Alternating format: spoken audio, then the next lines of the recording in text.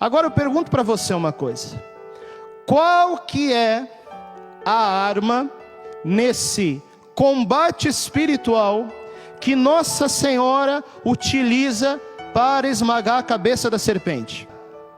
Nós poderíamos falar aqui de muitas armas. Poderíamos falar da oração do rosário, poderíamos falar da Eucaristia, poderíamos falar do sacramento da confissão, poderíamos falar da palavra, poderíamos falar da importância do jejum e da penitência. Aliás, essas são as 5 pedrinhas que a Virgem Maria ensinou em Medjugorje. Mas nós também podemos falar aqui de uma arma fundamental que Nossa Senhora usa para esmagar a cabeça da serpente, que é a arma da humildade. Você sabe que Satanás, lá no início, ele era o anjo mais bonito que tinha no céu. Quem que sabe disso? Levanta a mão. Qual que era o nome desse anjo? Lúcifer.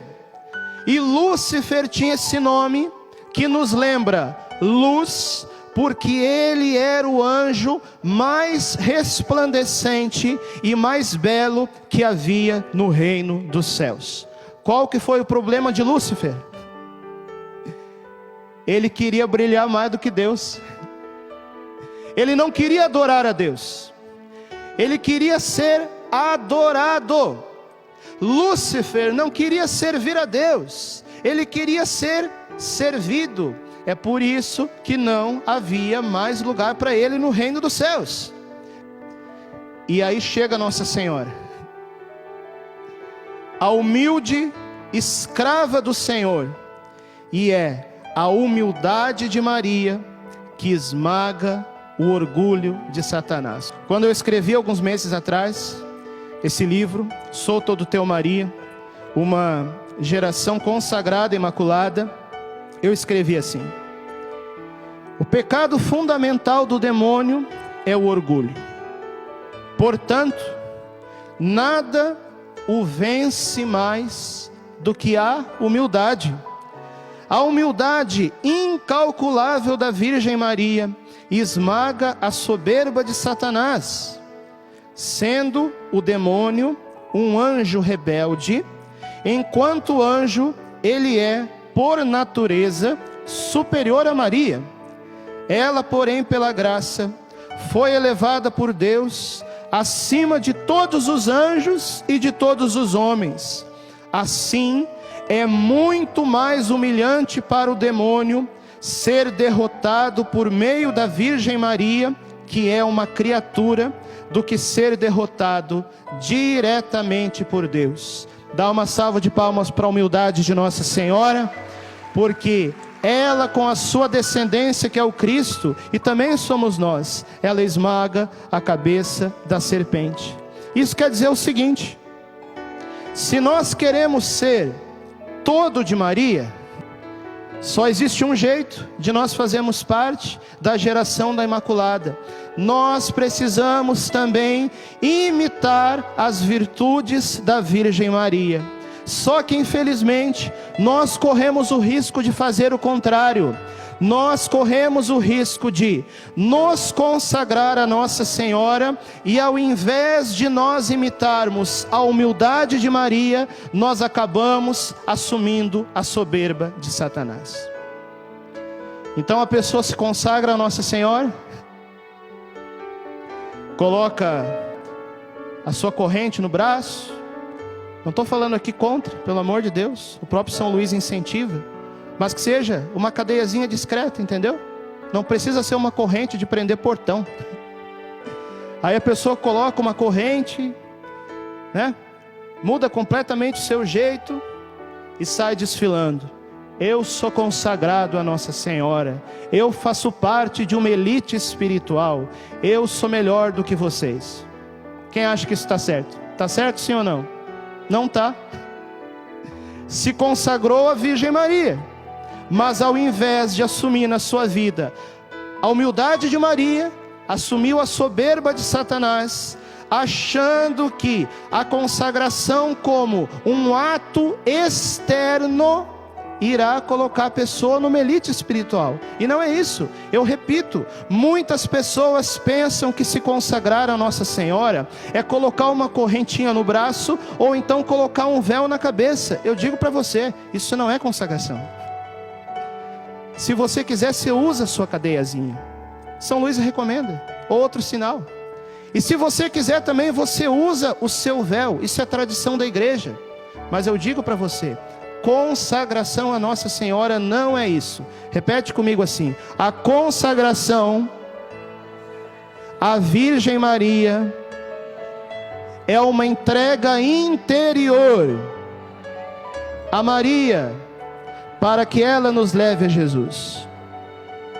Por isso que não existe consagração verdadeira a Nossa Senhora sem buscar viver as suas virtudes. Então, se alguém diz que se consagrou à Virgem Maria, mas ao invés de assumir a humildade, assumiu o orgulho de Satanás, cuidado, tem alguma coisa errada nessa consagração. Se alguém se diz consagrado à Virgem Maria e não ama, qual que é o tamanho do amor de Maria? Se você pudesse fazer com seus braços, qual o tamanho que seria? Não cabe. Então eu digo para você, se você se consagrou à Virgem Maria, mas não ama, cuidado, tem alguma coisa errada nessa consagração. Se alguém se diz consagrado à Virgem Maria, mas não obedece à igreja, assim como o demônio não quis obedecer a Deus, cuidado, existe algo de errado nessa consagração. Quem está me entendendo, levanta a mão. Eu conheci em 2001 esse livrinho aqui, Tratado da Verdadeira Devoção à Santíssima Virgem. Quem conhece o tratado, levanta a mão. Nesse livrinho, São Luís Maria Grimond de Montfort, um grande santo da igreja, nos ensina como viver essa consagração total a Jesus por meio de Maria. E São Luís mesmo esclarece que essa consagração é sobretudo uma consagração interior. Esse livrinho aqui, para quem não conhece, era o livro de cabeceira do Papa São João Paulo II. Quem é que gosta do Papa João Paulo II? Levanta a mão e diga eu. Dá uma salva de palmas para ele. Ele está vendo nós lá do céu. Foi por causa desse livrinho, livro de cabeceira do Papa São João Paulo II, que o Papa João Paulo II assumiu como seu lema de pontificado. Quem conhece o lema de pontificado do Papa João Paulo II? Totus tuus, que em português significa todo teu, todo de Maria, todo de Nossa Senhora. E como muitas vezes já pregou aqui o Monsenhor Jonas Abib, foi a Virgem Maria aquela que tudo fez na vida do Papa São João Paulo II, porque ele se entregou totalmente a ela. Todo teu, todo de Maria, todo da Imaculada, e por isso mesmo todo de Jesus. Foi um amigo meu, que por sinal não encontrei mais desde então, que me emprestou o tratado no ano de 2001, lá em Porto Alegre, a cidade onde eu morava. Naquela época poucas pessoas conheciam o tratado. E aí eu, lendo esse livrinho, eu descobri aqui que São Luís nos ensina, nesse livro, a essência da verdadeira devoção à Virgem Maria. Mas qual que foi o problema? O problema é que muita gente quis se consagrar por esse método, mas não quis ler o livro. Aí não entendeu direito a consagração. Outras pessoas leram o tratado, mas talvez por terem achado até uma linguagem muito difícil, não conseguiram compreender muito bem. Por isso mesmo que eu escrevi esse livro, Sou Todo Teu, Maria, como uma introdução ao Tratado da Verdadeira Devoção, numa linguagem acessível e numa linguagem pastoral no nosso contexto. Muita gente talvez tenha lido o tratado, não entendeu o tratado, ou então, pior, leu o tratado, entendeu o tratado, mas não viveu bem a sua consagração e saiu dando contra-testemunho daquilo que é a consagração. Por isso que nós precisamos voltar à essência da consagração. Aí sabe de uma coisa?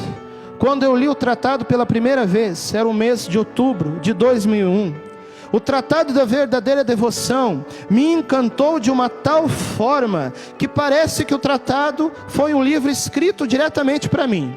Eu já tinha tido anos atrás a minha experiência com Nossa Senhora, como eu partilhei na parte da manhã. Então eu li o tratado com uma sede muito grande e eu pensei, eu quero fazer essa consagração.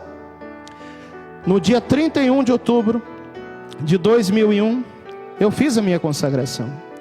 E eu lembro que algo que me chamou a atenção no tratado, São Luís diz, aqui nesse livro, que o demônio escondeu o tratado da igreja durante mais de 100 anos e que seria encontrado um dia dentro de uma arca.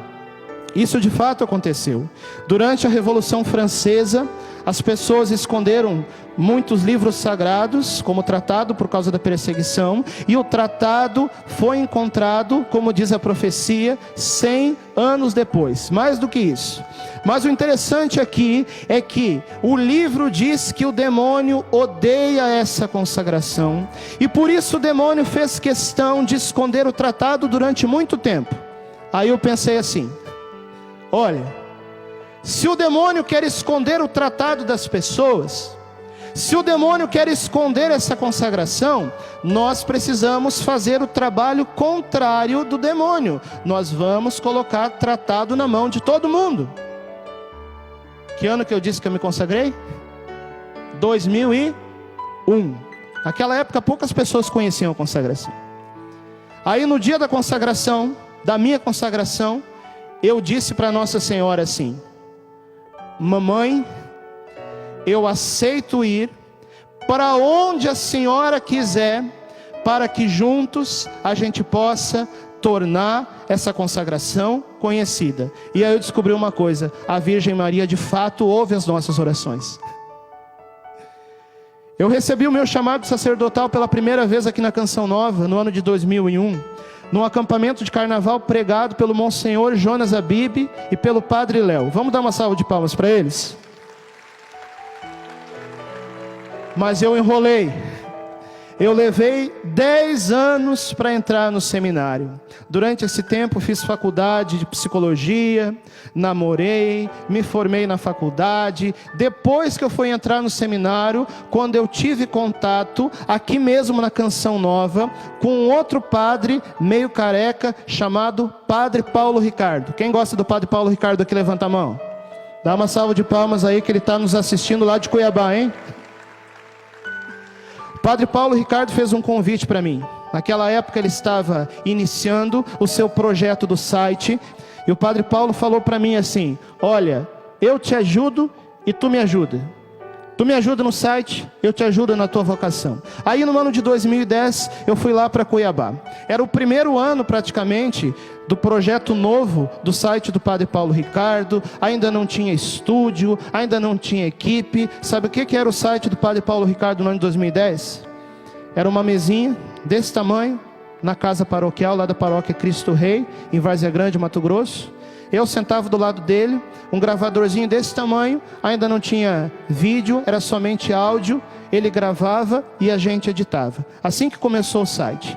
E aí naquele ano, eu entreguei de presente para o Padre Paulo Ricardo o Tratado da Verdadeira Devoção. Mas sabe de uma coisa? O Padre Paulo naquela época, vocês acham que ele gostou do tratado ou não deu bola? Não deu atenção para o tratado. O Padre Paulo Ricardo naquela época, isso eu posso contar em público, porque ele mesmo já testemunhou. O Padre Paulo não tinha passado ainda pela sua experiência mariana. E ele já era padre, já era reitor de seminário. Mas na hora que o Padre Paulo via um seminarista rezando o terço, o que o Padre Paulo dizia para esse seminarista? Larga esse terço, guri, vai rezar para Jesus. O Padre Paulo não queria imagem de Nossa Senhora dentro do seminário. Então, quando o Padre Paulo teve o primeiro contato com o tratado, ele não deu atenção. Mas aí sabe o que aconteceu? Nós começamos lá em Cuiabá um grupo de 6 pessoas que ao final daquele ano queriam se consagrar à Virgem Maria. O Padre Paulo era muito próximo dessas pessoas, e algumas inclusive ele orientava espiritualmente, e nós naquela época nós rezávamos muito. A gente rezava o rosário de madrugada, terço da misericórdia, fazia vigílias, e Deus começou a colocar algumas inspirações no nosso coração, quando a gente rezava se preparando para a consagração. Uma das inspirações é que de Cuiabá iria voar uma pomba para todo o Brasil. Eu fiquei pensando, que pomba é essa, meu Deus do céu? Estou olhando para cima aqui, não estou vendo pomba nenhuma. Mas depois eu entendi, uma só é a minha predileta, diz a palavra de Deus, a minha pomba, aquela que avança como a aurora. Qual o nome dela? Maria. E Maria tinha uma obra para começar em todo o Brasil por meio do Tratado da Verdadeira Devoção. Aí o Padre Paulo, quando começou a ver os frutos espirituais da devoção mariana na vida dessas pessoas que ele mesmo acompanhava, ele entendeu uma coisa, que a Virgem Maria não nos afasta de Jesus. Aliás, diz São Luís no tratado, se alguma forma de devoção mariana afastar de Jesus, essa devoção está errada, porque a verdadeira devoção mariana, ela é cristocêntrica. Repete comigo essa palavra. O que é uma coisa cristocêntrica? É que tem Cristo no centro. Eu pergunto para você, a igreja é mariocêntrica? Não.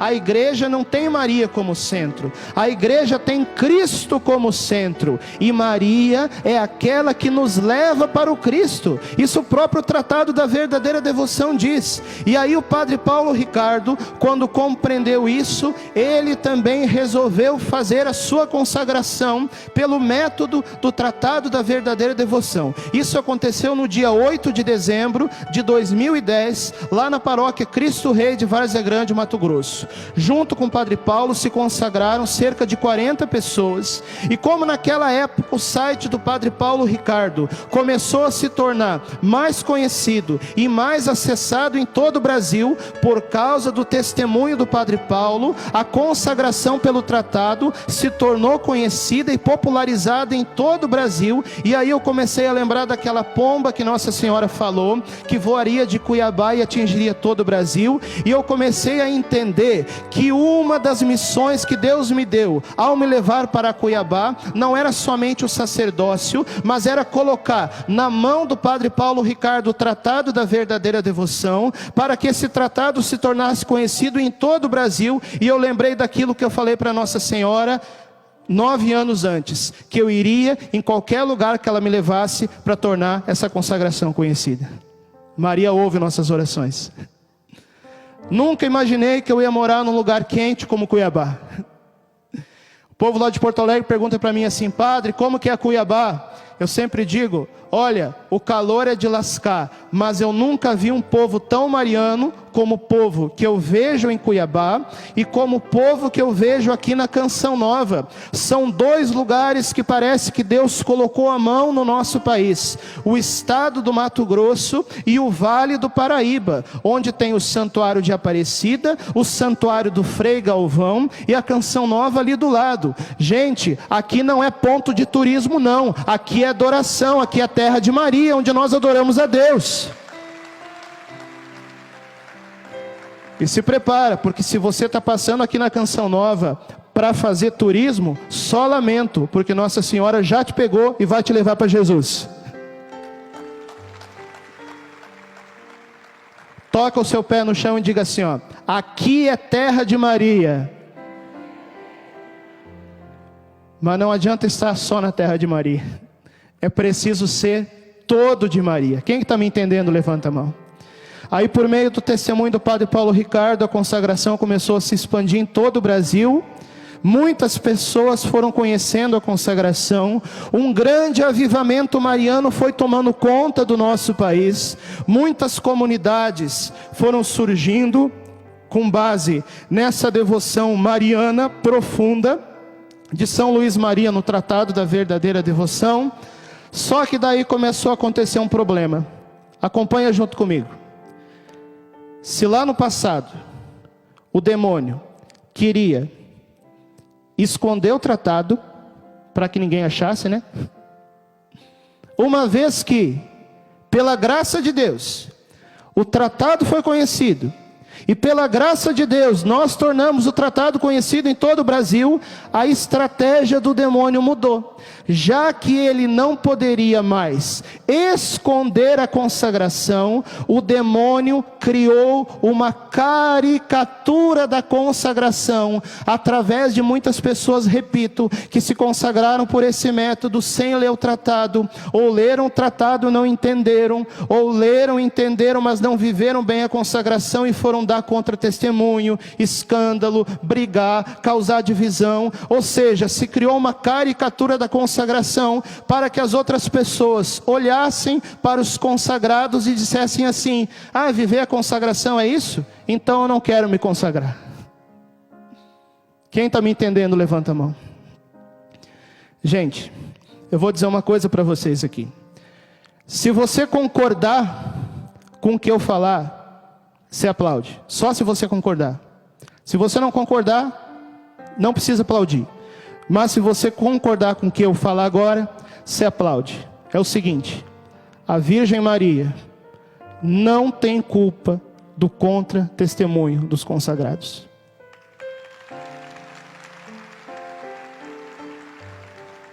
Por isso que nós precisamos redescobrir a essência da consagração. E por isso eu escrevi esse livro, Sou Todo Teu, Maria, uma geração da Imaculada, para que seja colocado diante das pessoas, diante da igreja, diante do Brasil, que a consagração à Virgem Maria de fato não é aquilo que muitas pessoas estão fazendo dela. E por isso nós precisamos encontrar um caminho de volta, para vivermos a sua consagração, a consagração na sua essência. Quantas pessoas que têm feito da consagração uma externalidade, que acham que se consagrar é colocar coisas externas, véu, cadeia, corrente, assim por diante. Repito, nada contra essas práticas, desde que seja usado do jeito certo. Mas entenda que a consagração não é isso. A consagração é uma entrega interior, para que nós possamos também viver as virtudes de Maria. Quem está concordando com o que eu estou falando, levanta a mão. Vocês enxergam mesmo que eu, sim ou não? Isso está acontecendo no nosso país, sim ou não? Vamos voltar à essência da consagração? E para isso Nossa Senhora quer usar sim a Canção Nova. E por isso a Canção Nova quis publicar também esse livrinho, para que nós saiamos desse formalismo, dessa externalidade que se tornou a devoção mariana em muitas pessoas, e redescobramos a essência, as virtudes, a vida de oração, a vida na graça, o batismo no Espírito Santo. Gente, teve pessoas que deixaram de usar os dons do Espírito Santo por causa da consagração. Como que pode uma coisa dessa? Nossa Senhora é esposa do Espírito Santo. Ninguém é mais pleno enquanto criatura do Espírito Santo do que Nossa Senhora. Mas parece que tem gente que está querendo separar Maria do Espírito Santo. Como que vai separar o esposo da esposa? Responde para mim. Outro dia perguntaram para mim assim: Padre Francisco, eu não entendo o senhor. Tem hora que o senhor está falando de Nossa Senhora, e tem hora que o Senhor está falando do Espírito Santo. A pessoa me perguntou: afinal de contas, o Senhor é mariano ou o Senhor é carismático? Eu limpei a minha orelha, ver se eu estava escutando bem, né? A pessoa me perguntou de novo: o Senhor é mariano ou o Senhor é carismático?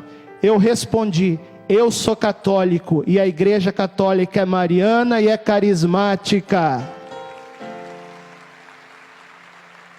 Porque não existe igreja sem o Espírito Santo.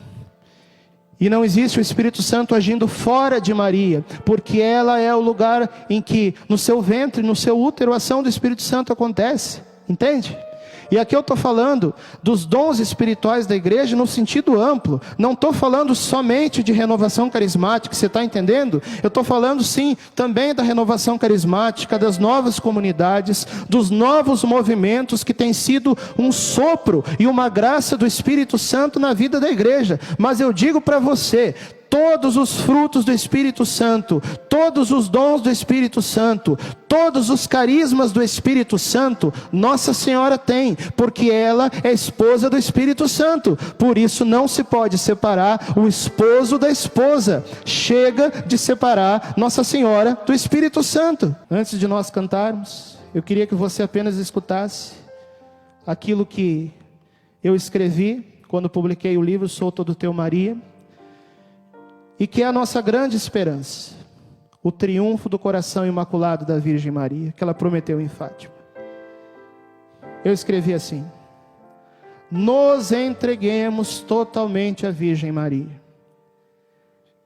Ela já é a realização da igreja esposa, e ao mesmo tempo, a Virgem Maria prepara toda a igreja para ser desposada pelo Senhor. O triunfo do Imaculado Coração de Maria será o reino de Jesus Cristo nos corações e um novo Pentecostes sobre a face da terra, preparando a igreja para as núpcias do Cordeiro. Sejamos, pois, gerados no ventre da Virgem Maria. O caminho para isso nós já conhecemos. Agora, basta caminhar. E assim, unidos a Jesus, faremos parte daquela descendência que, com Maria, pisará na cabeça da serpente. Dá uma salva de palmas para Nossa Senhora. Amém. Te coroamos, ó Mãe, te coroamos, ó Mãe, te coroamos, ó Mãe, nossa Rainha.